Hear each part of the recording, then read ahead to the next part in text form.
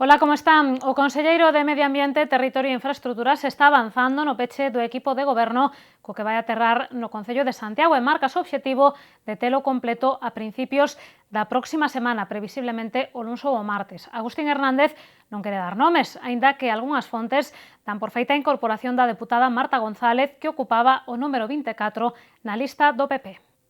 Seguimos en noticias do novo goberno de Santiago, que estará encabezado polo conselleiro de Medio Ambiente, Territorio e Infraestruturas.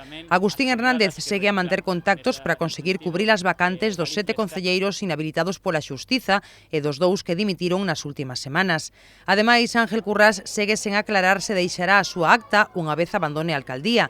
A que sí está disposta a continuar é Reyes Leis, que hoxe reiteraba que se sente respaldada por Agustín Hernández. En todo caso, a tenente de alcalde considera lóxico que o futuro rexedor configure o seu propio equipo, sen ter en conta os contactos que xa tiña feito Currás. Mantive moitas reunións de traballo co señor Agustín Hernández, co próximo alcalde, como vos dixen onte, me sinto totalmente apoiada, respaldada por él. Bueno, eso ata que non se sepa cal é o equipo non se saberá, non? Creo que todo de momento son especulacións, pero tamén tería a súa lógica, non?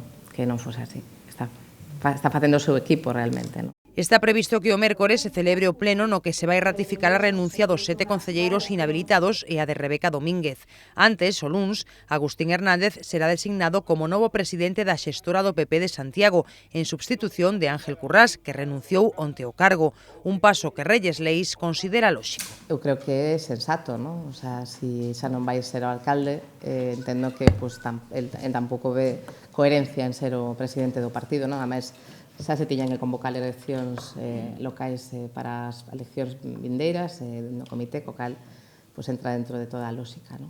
Pero que ninguén dá prazos é para a toma de posesión de Agustín Hernández como novo alcalde de Santiago e tampouco está claro se no pleno ordinario de xuño o PP contará con máis que cos seus 4 concelleiros actuais. Así as cousas, o BNG pediu hoxe que se axilicen os procedementos para que Santiago non siga nunha situación de desgoberno con só 4 concelleiros no Executivo e só 2 deles con competencias. O voceiro nacionalista Rubén Cela tamén acusou o presidente do PPD, Alberto Núñez Feijóo, de afrontar a crise institucional de Compostela pensando no ben do seu partido e non no ben da cidade. Pro BNG, o feito de que o PP anunciara que Agustín Hernández será o candidato á alcaldía de Santiago en 2015 é moi significativo. Os nacionalistas interpretan que Alberto Núñez Feijóo afrontou a crise institucional de Compostela pensando máis no ben do seu partido que no ben da cidade. Que o señor Feijóo, a hora de abordar a crise, porque é unha auténtica crise institucional e sin precedentes que vivía este Concello, pois estaba máis preocupado polo problema político que tiña o Partido Popular de como enfrontar o proceso electoral de maio de 2015 que de resolver os problemas de gobernabilidade e de xestión diaria deste Concello. Ademais, Rubén Cela volveu lamentar que o próximo alcalde vai a designar a dedo aos seus concelleiros porque di iso aumenta o descrédito dos cidadáns na política. O voceiro nacionalista cree que sería unha boa noticia a incorporación de Marta González ao Executivo, porque formaba parte da lista do PP e xa que logo está avalada democráticamente. Cela non ve con tan bos ollos o abuso da figura dos concelleiros non electos. Si finalmente se confirma que a maioría do novo goberno de Santiago de Compostela está formado por concelleiros non electos, pois eu creo que sería unha pésima nova para Santiago, sería un pésimo comezo para Agustín Hernández e eu creo que sería tremendamente negativo que Santiago de Compostela fora o primeiro concello de Galiza que ten un goberno onde a maioría dos seus membros non están avalados polas urnas. O voceiro do BNG volveu reclamar celeridade para solucionar a crise institucional en Santiago e que di Rubén Cela a capital galega non pode seguir nunha situación de desgoberno con só 4 concelleiros e só 2 deles con competencias. Pola situación no Concello de Santiago tamén lle preguntamos ao voceiro municipal do PSOE, Paco Reyes, non quere opinar sobre o posible equipo que estea constituindo o futuro alcalde Agustín Hernández. Sobre a conveniencia ou non de que Ángel Currás deixe o Concello, o edil socialista cree que é unha decisión persoal, aínda que entende que conservar a acta sería atípico. Home, manterse como concelleiro cometeu outro día. A nós amósasenos como algo atípico, non? Ter un goberno municipal onde van coincidir ou onde poderían coincidir un alcalde, un exalcalde, non deixa de ser atípico, pero, insisto, a decisión de deixar a concellería é unha decisión, nos entendemos, que persoal de Ángel Currás. Por certo, que Paco Reyes tamén saiu ao paso dunhas informacións publicadas hoxe que apuntan a que o PSOE duplicou o seu número de afiliados en Santiago no último mes. Ese aumento producese pouco antes de que arranque o proceso de primarias para elixir o próximo candidato socialista á alcaldía, proceso o que xa confirmaron que van concurrir o propio Paco Reyes e a concelleira Mercedes Rosón. Crese que moitas desas altas corresponden a simpatizantes dos dous aspirantes a liderar o PSOE local. O voceiro socialista fai a súa propia interpretación do aumento das altas e sostén que demostra que o partido pode conectar ca cidadanía e que o proceso de primarias está a xerar ilusión. Bueno, eu non o sei, teríamos que preguntarlle a cada unha das persoas que nun momento no que se fala da desafección co mundo da política, pois deciden entrar a participar e deciden entrar a militar nun partido, habería que preguntarlle a cada un deles as motivacións, non?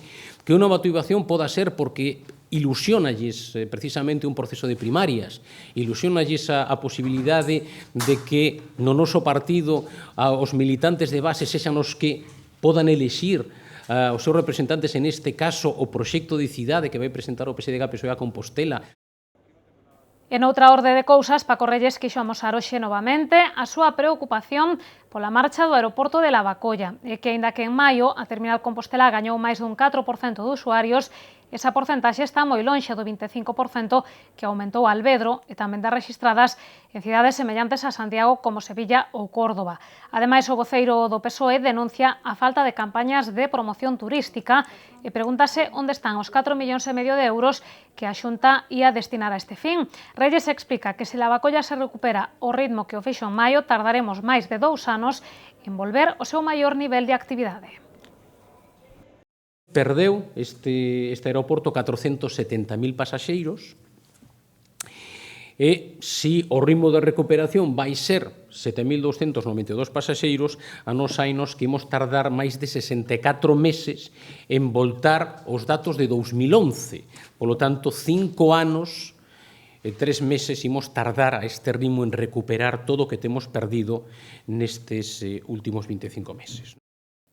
Máis cousas, o Concello de Santiago organiza un curso de directores de actividades de tempo libre en colaboración co Centro Xuvenil Don Bosco. Para concurrir a él é preciso ter o diploma de monitor que concede a Xunta de Galicia. O curso foi presentado por Reyes Leis. Formar directores de actividades de tempo libre, esa é a intención do curso que dende o 14 de xuño ata o 30 de xullo se vai desenvolver no Centro Don Bosco e no Centro Sociocultural ou en Sanche. As actividades formativas organizadas polo Concello teñen unha parte teórica e outra práctica, cada unha cunha duración de 150 horas. O obxectivo de Reyes Leis é crear unha cadea de monitores de tempo libre. Lo que se pretende es crear un efecto multiplicador, es decir, pues crear un poco una cadena. Ya hemos formado y se sigue formando monitores de tiempo libre y además es una actividad fantástica. Y ahora lo que formamos es el segundo nivel, en el que tenemos ya a los directores de monitores que pueden ya crear programas, dirigir equipos de monitores. Para acceder a este curso é necesario ter o título de monitor de tempo libre que outorga a Xunta. Neste momento hai 12 persoas inscritas das 25 prazas dispoñibles. O prezo do curso é de 100 euros. Para máis información poden consultar a páxina www.cxdonbosco.org. O sistema de visitas culturais á Catedral conta dende agora cunha nova proposta. Trátase dun percorrido pola tribuna que ocupa todo o perímetro do templo pola súa parte interna. Así abre ao público un espazo que a toda agora era descoñecido polos visitantes e dende o que se van descubrir novas perspectivas e novos detalles dentro da Basílica Compostela. Este corredor percorre dende as alturas todo o perímetro da catedral, ofrecendo unha perspectiva inédita ata o de agora para os visitantes, e que a apertura ao público da tribuna do templo é toda unha novidade, xa que se trataba dun espazo pechado e que incluso se utilizaba como almacén. Hubo que hacer todo un esfuerzo de liberar esos espacios que servían incluso en parte para almacenar elementos. Entonces hubo que liberarlo, incluso pues espacios que estaban destinados al coro, hubo que aligerarlos para hacer que el recorrido resultase más ágil. Entonces, efectivamente, nos ha exigido un proceso, yo diría, de limpieza entre comillas, es decir, hacer más diáfano el espacio para que sea más fácilmente transitable. Aínda que se acondicionou o espazo, basta con dar unha volta pola tribuna para comprobar que aquí, no alto, a catedral aínda esconde moitos máis tesouros dos que están á vista. Ademais, os visitantes poden descubrir durante este percorrido pola basílica aspectos descoñecidos, como unha visión única do Pórtico da Gloria ou do baldaquino barroco do altar maior. Es una visión distinta, permite, pues, evidentemente, una contemplación del gran baldaquino de la capilla mayor de otro modo. Permite incluso conocer elementos que están ahí y que ahí se conservan, pues los gigantes de las fiestas, permiten ver de alguna manera elementos del órgano que de otro modo no son accesibles, y toda esa visión desde una perspectiva nueva de la catedral. Unas visitas que tienen además pensado, pues cuando el tiempo lo permite y se vaya también todavía aquilatando algún detalle, poder acceder a algunas de las terrazas a las que se accede desde la tribuna. As visitas á tribuna serán guiadas en grupos de 12 persoas, polo que se precisa facer reserva.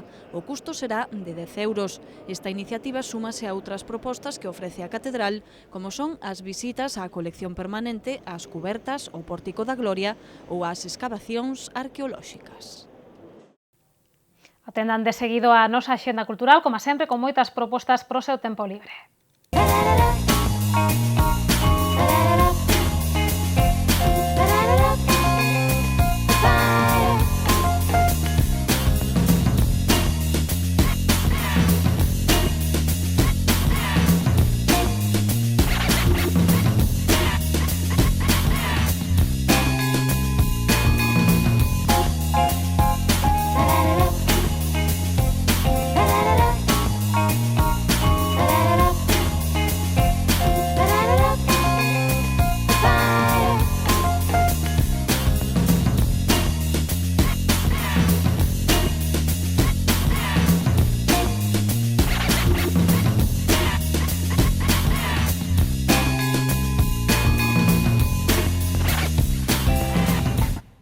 Meteo Galicia danos conta de seguido das previsións do tempo pros vindeiros días.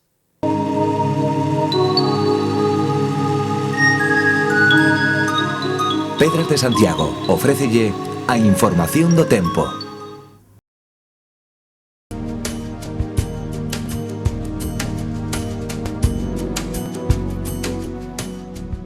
Galicia seguirá mañá baixo influencia anticiclónica con ceos despexados e temperaturas en cambios significativos, salvo lixeiros descensos nas máximas. Os ventos soprarán do nordés moderados en xeral.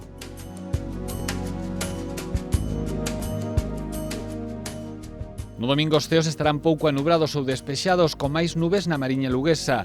As temperaturas sufrirán un lixeiro descenso e os ventos soprarán do nordés moderados.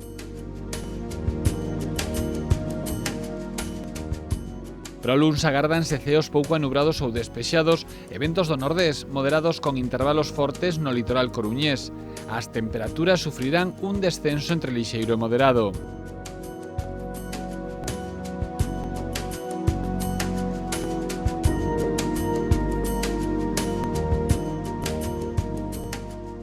Mañá en Santiago teremos ceos con alternancia de nubes e claros pola maña e despexados pola tarde.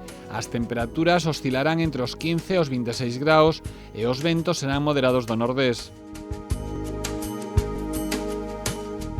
No domingo os ceos estarán despexados e os ventos soprarán moderados do nordés. As temperaturas manteránse sen cambios.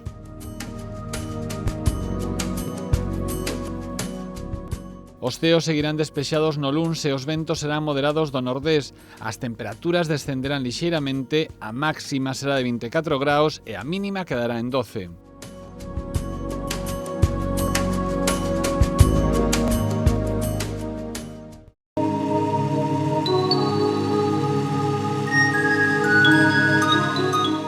Pedras de Santiago ofreceulle a información do tempo. Pois así rematan as novas doxe, xa saben que poden seguir pendentes da actualidade a través de calquera dos medios do grupo Correo Gallego. Nos volvemos o luns a partir das 8:15 da tarde. Desfruten da fin de semana.